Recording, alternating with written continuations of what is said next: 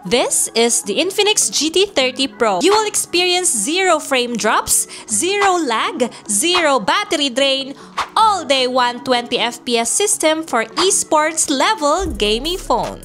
Yan ang mga pangmalakasang primary specification nitong panibagong Infinix GT30 Pro at aalamin natin what else this phone has to offer. Kaya naman, panoorin yung video hanggang dulo.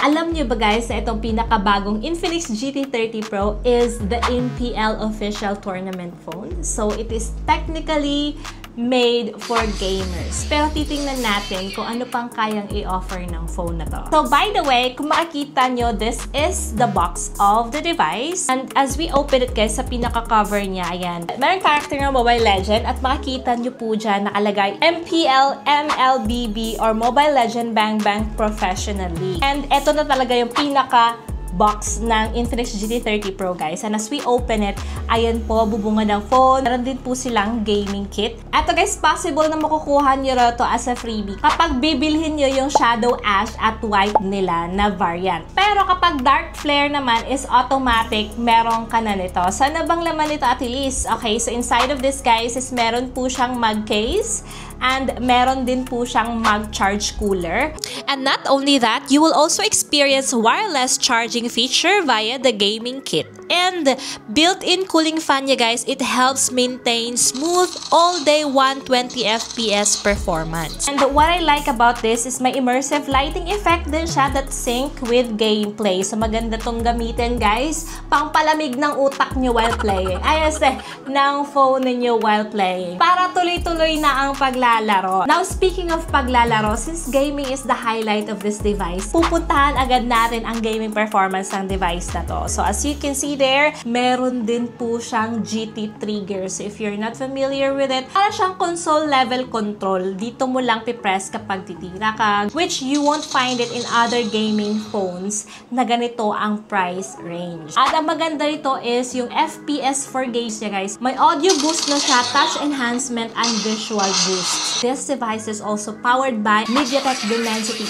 8350 Ultimate Gaming Chip and with up to 24GB RAM naman siya and 512GB storage. At ang maganda pa guys is it supports all-day 120 FPS sa Mobile Legend Bang Bang, sa COD, sa Honor of Kings, and even sa PUBG guys, at marami pang iba. By the way guys, sa Mobile Legend naka-ultra graphic po tayo and ultra frame rate at sobrang smooth po ng gaming performance niya. Talagang mag-e-enjoy. Lahat ng addict sa Mobile Legend Bang Bang, mas mag-e-enjoy na kayo sa paglalaro because of this device. Talagang mai-immerse mo yung sarili mo sa paglalaro kasi napaka-smooth ng kanyang display, mabilis yung response, sensitive yung screen, maganda at rich din talaga yung audio niya. Ang ganda ng graphic settings. Nakatulong din kasi na 144Hz AMOLED 1.5K gaming display na siya.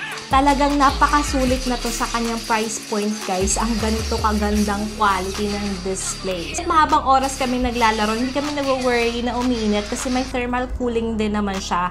And yung speaker nito guys is stereo speaker na rin. Ang ganda at crisp na rin po ng kanyang sound kasi sound by JBL na rin. High resolution audio support na talaga siya guys. And then hindi kayo mag-worry if ever pag mapasarap na yung paglalaro mo, maubusan ka ng battery, may bypass charging din siya. While naka-charge siya, naglalaro ka, it is still safe. No wonder kung bakit napakaganda niyang paglaruan sa games guys. And of course, sinasa namin siya sa Call of Duty guys. And in fairness, hindi rin kami binigo sa performance sa Call of Duty. Very high graphics and max frame rate ay talaga namang hindi basta-basta yung setting.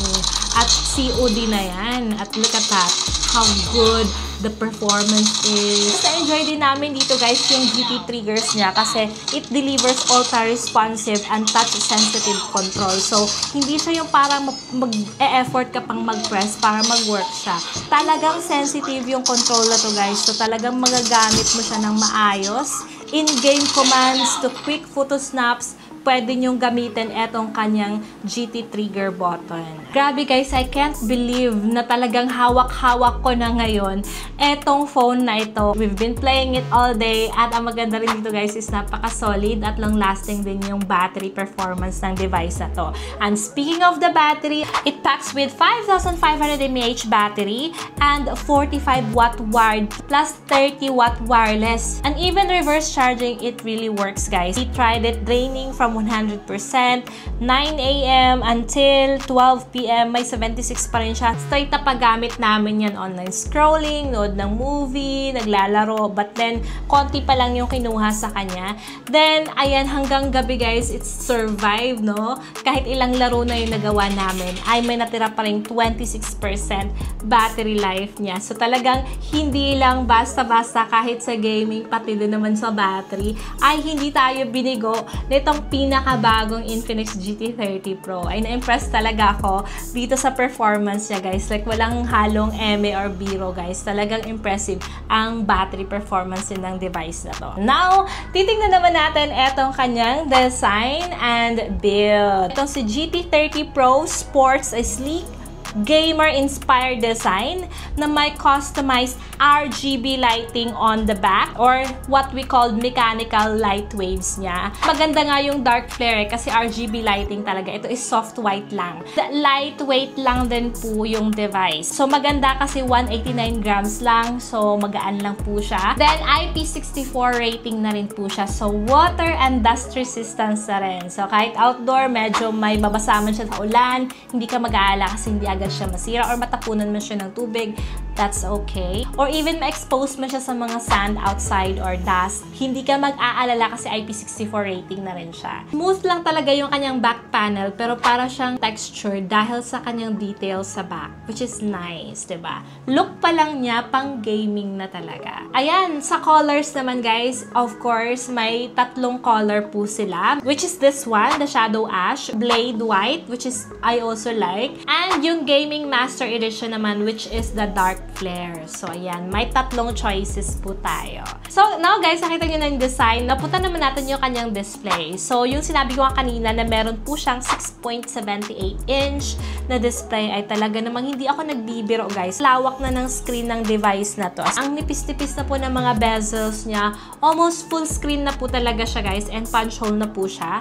And ay kinaganda nga dito is AMOLED na po yung screen panel niya. Plus, may 1.5K screen resolution din siya. Kaya ganito po ka-crisp, ka-vibrant at kaganda yung display niya. At napaka-smooth po talaga niya. Perfect po talaga to for gaming or mag-binge watch ka lang ng mga favorite shows mo sa Netflix. Or kahit mga vlogs sa YouTube, ganyan. At ay kinaganda rin sa kanyang screen is of course, it is protected by Corning Gorilla Glass 7i. Kaya hindi po siya basta-bastang magka-scratch din. And now guys, puntahan naman natin of course ang camera nito. Yes, kasi eto si Infinix GT30 Pro guys is meron po siyang 108M main cam at hindi nga po nila tinipid din ang camera nito. Then may 8MP ultra wide pa. Then sa front niya guys is meron siyang 13MP din sa front camera. So it supports 4K video recording. And then yung image quality niya guys, kung makikita nyo dyan, 10S ko kagad yan. It's giving a decent shots as you can see. Perfect na rin to for social media posting. And considering na hindi pa yan talagang focus nila, pero hindi din basta-basta yung pinakitang camera performance ito. Ayan.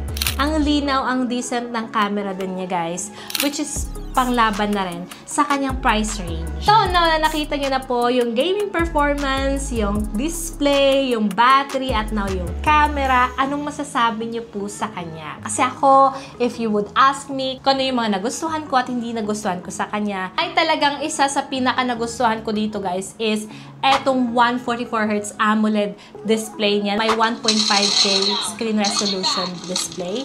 Ang ganda ng screen display niya. Yun talaga yung pinaka masasabi kong the best sa phone na to. Yung quality, yung smoothness ng screen, ang bilis ma-load ng apps, ang bilis ng transitions, walang frame drops. Yan yung pinaka the best dito sa phone na to guys, sa price point niya. Second is yung gaming triggers niya guys. Hindi mo to makikita sa ibang mga gaming phones sa price point niya. Etong gaming GT triggers. And we have tried it and it's very responsive, Very good Infinix for putting that. Mas maganda yung experience because of it. Then, of course, the RGB lighting. Talaga namang we can't deny. Isa din yun sa nagpapaganda rin ng view ng phone. Then, matatawag ko yung phone na to na strong talaga yung performance niya sa kanyang presyo. Kasi, bihira ka lang makakakita ng ganitong klaseng performance sa kanyang napaka-affordable lang na presyo. Talaga sulit na siya. Then, may versatile charging option din siya. So, marami kang options kung paano mo i-charge yung phone na to, which is good kasi nakikinig talaga sila sa mga tao, no? Sa mga consumers. And another thing is JBL stereo speaker na rin po siya, kateki. So, maganda kasi sound by JBL. Kapag sound by JBL na yan, it means rich talaga yung audio niya. Now, for the cons naman, of course, may cons din akong nakikita sa kanya. First is yung camera nito sa front. Talaga hindi ako totally super satisfied or natasabubonggahan sa camera niya. But since knowing naman that this is a gaming phone, ay talagang hindi na rin ako na-expect about sa camera. Pero at least decent na yung camera performance niya. Talagang hindi lang ako napawa sa camera nito. Second, no expandable storage siya kasi walang lalagayan ng extra SD card. So, yun lamang po. So, kung hindi ka pa satisfied sa 512GB, yun lang yung con sa kanya. But para sa akin, kung may 512GB storage na ako, goods na yan. Sobrang laking storage na yan for me. Yun lang naman yung napansin kong hindi masyadong na-appreciate ko dito. But the rest of it, guys, gaming performance, the battery, the display, super duper nice. If yun yung mga factors na hinahanap nyo, pati yung kanyang design, guys, bilhin nyo na yung device na to at baka maubusan pa kayo. Kasi for sure, sold out agad ito. So, yung tanong naman ngayon, is this Infinix GT30 Pro worth it? Para sa akin, worth it na worth it po siya, guys. Especially if gamer ka, no? Focus mo sa phone is maglaro lang talaga. Eto na yun. Eto na yung para sa'yo. Kasi eto, binigay na ni Infinix lahat dito sa GT30 Pro para wala ka nang hanapin pa. So yun, guys, when it comes to price and availability, etong hawak kong variant na Shadow Ash at ang kanilang Blade White variant, nagkakalaga lang po to, guys, ng 13,999. 16GB nila ang 256GB variant nila. Then, meron din po silang mas malaki pa, which is ang up to 24GB variant and 512GB variant. At nagkakalaga po siya ng 15,999 pesos only. But kung gusto niyo naman po yung Gaming Master Edition, meron din po sila. At yun yung kanilang Dark Flare naman na variant. Yun, mas maganda yun kasi may automatic gaming kit ka na makukuha doon. 14,999 for 16GB and 256GB variant na may extended 8GB RAM.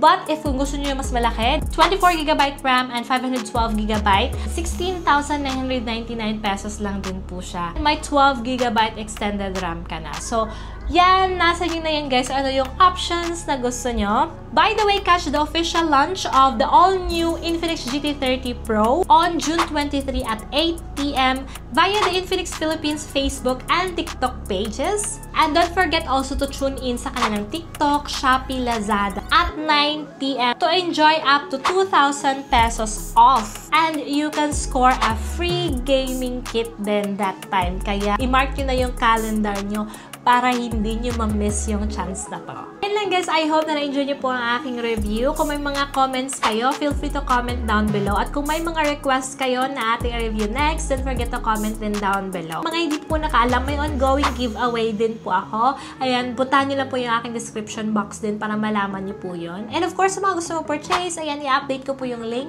sa description box ko para naman makapag-purchase din kayo dito via online. So, yun lang po. Marami pong salamat sa panonood. See you again till my next video. Bye!